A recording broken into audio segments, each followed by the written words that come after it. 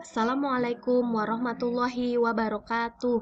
Perkenalkan, nama saya Prima Sagita Setiawati, SEMSI, mahasiswa S3 Program Doktor Universitas Persada Indonesia YAI. Pada kesempatan kali ini, izinkan saya untuk mempresentasikan tugas mata kuliah Seminar Investasi Model yang diampu atau diajarkan oleh Bapak Dr. Lukman Hakim MM. Tugasnya adalah memilih jurnal tentang agensi teori berdasarkan jurnal dari Jensen and McLean pada tahun 1976. Pada kesempatan kali ini, jurnal yang saya ambil adalah berjudul Agency Theory, Review of Theory and Evidence on Problems and Perspectives. Jurnal ini adalah jurnal yang saya ambil dari Indian Journal of Corporate Governance, volume 10, dalam kurung 1, halaman 74 sampai 95. Tahun diterbitkannya jurnal ini adalah tahun 2017. Penulisnya adalah Brahmadev Panda dan N.M. Lipsa.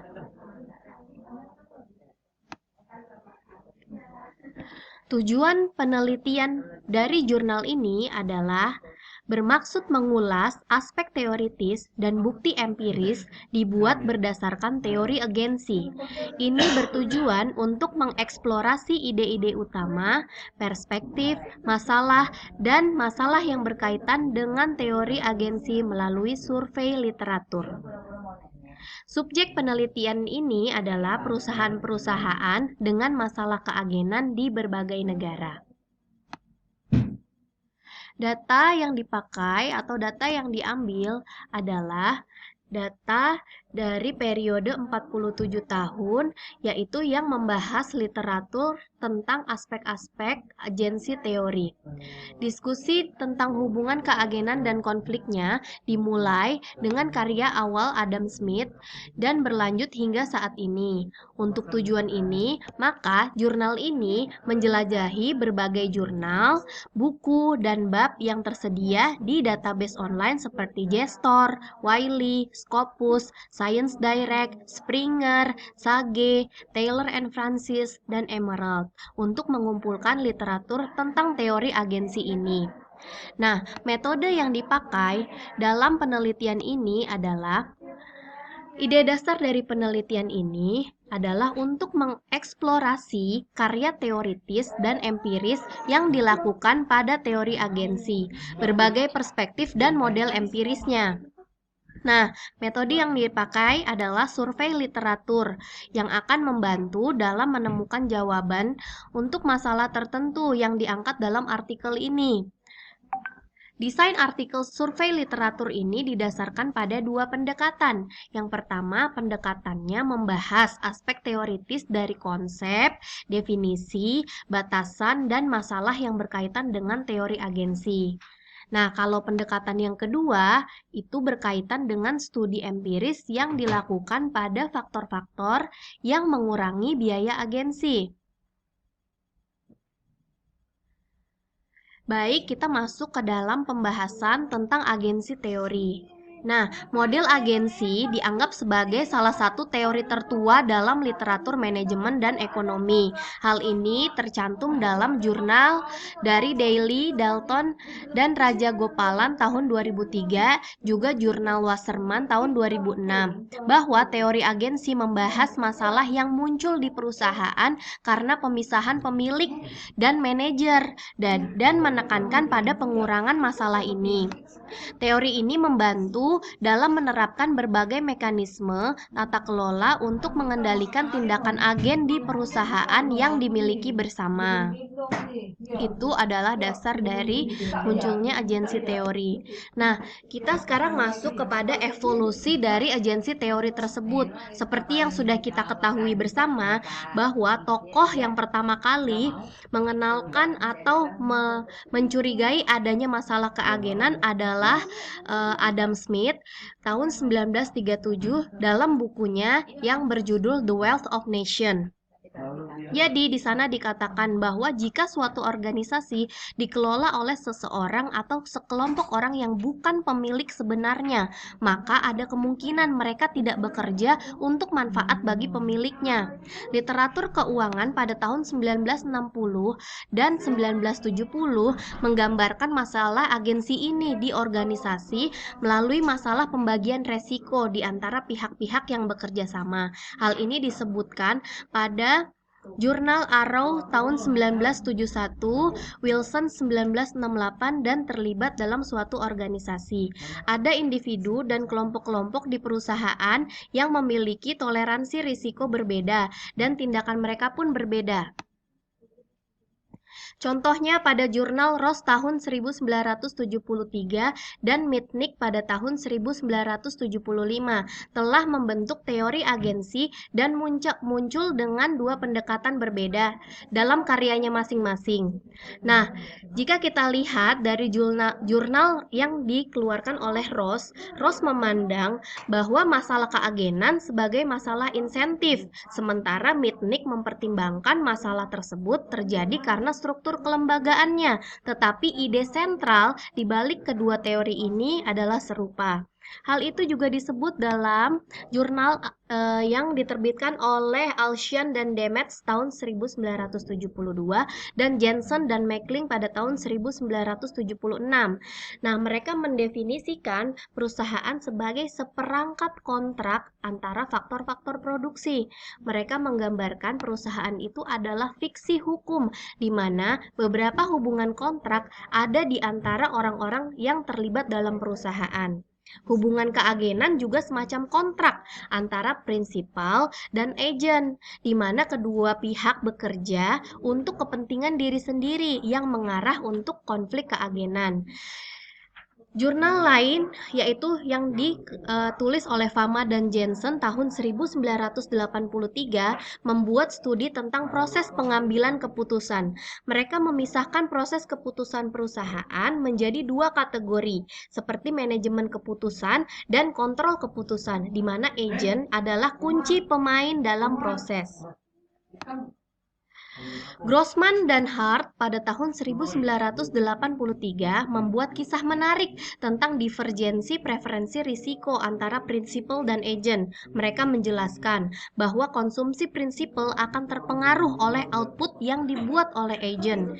Eisenhardt pada tahun 1989 mengkategorikan teori agensi menjadi dua model, seperti model agensi positivis yang pertama dan model principal agent atau principal agent model.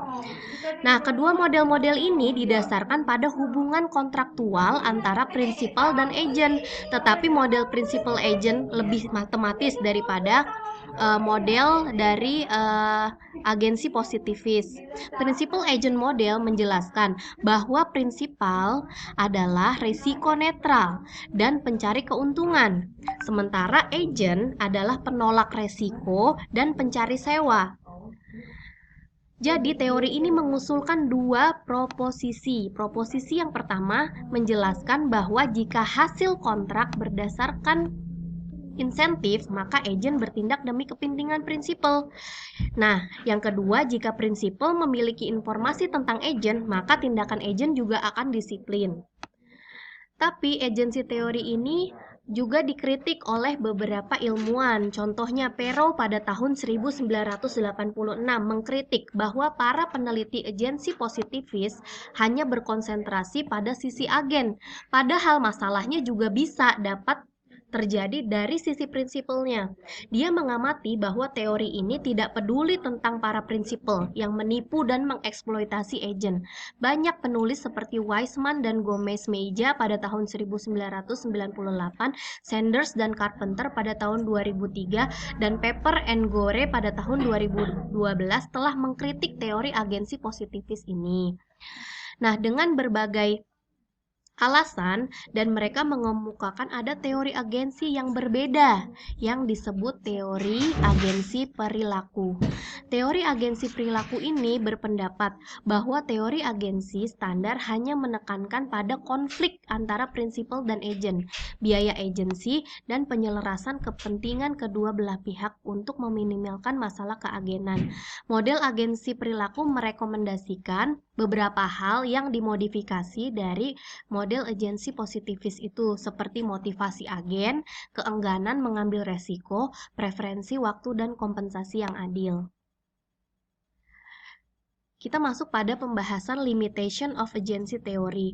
Meskipun teori keagenan sangat pragmatis dan populer, teori ini juga memiliki keterbatasan dan hal ini telah didokumentasikan oleh banyak penulis seperti Eisenhardt tahun 1989, Shleifer dan Vishny tahun 1997, dan Daly et al. Pada tahun 2003. Pekerjaan prinsipal hanya terbatas memantau para manajer akan tetapi peran mereka selanjutnya tidak didefinisikan dengan jelas. Teori ini menganggap manajer sebagai seorang oportunistik dan cenderung mengabaikan kompetensi manajer. Kita mengenal ada beberapa tipe, dalam jurnal ini dibahas tentang beberapa tipe of agency theory. Para peneliti ekonomi dan keuangan telah mengkategorikan masalah keagenan menjadi 3 jenis yang digambarkan dalam gambar 2 yang kita lihat di sini.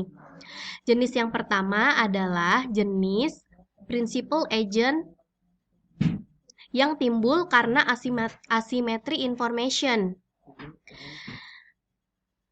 dan varian dalam pembagian resiko. Ini tercantum dalam jurnal yang ditulis oleh Jensen dan Meckling tahun 1976 dan Rose, jurnal Rose yang dipublikasikan pada tahun 1973. Jenis konflik yang kedua ini adalah tentang konflik antara pemegang saham besar dan pemegang saham minoritas.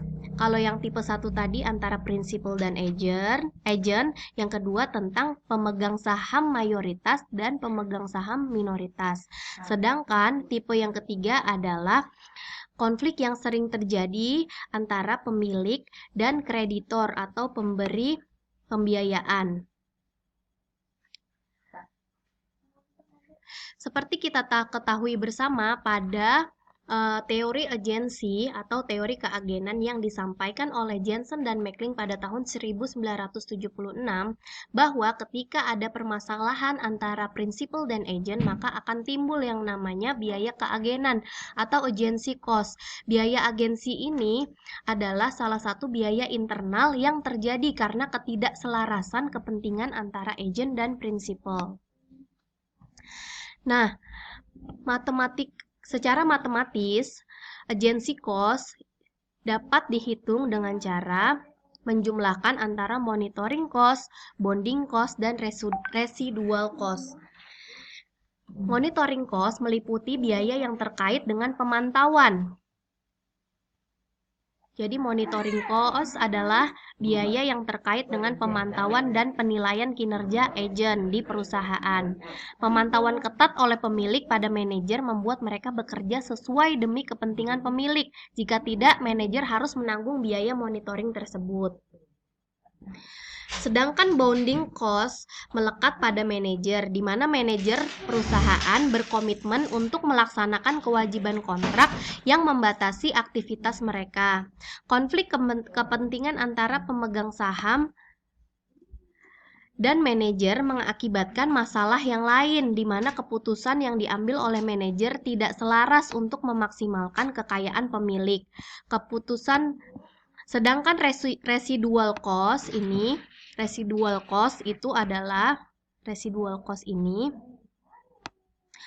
adalah keputusan manajerial yang tidak efisien ini menyebabkan kerugian yang disebut sebagai residual cost. Untuk menghitung agency cost atau biaya keagenan berdasarkan diskusi Jensen dan Mackling pada tahun 1976, banyak penulis mendefinisikan langkah-langkah yang berbeda untuk biaya agensi, dan ada dua pemikiran yang berbeda untuk mengukur biaya agensi. Yang pertama, kita bisa lihat dari tabel 2 ini. Dari tabel 2 ini kita bisa melihat bahwa dari jurnal Ang tahun 2000, Singh dan Davidson 2003, Fleming, Haney, and McCosker pada tahun 2005, Florakis, and Ozkan, and Rashid, dan sebagainya, itu ada tipe permasalahan, yaitu permasalahan antara prinsip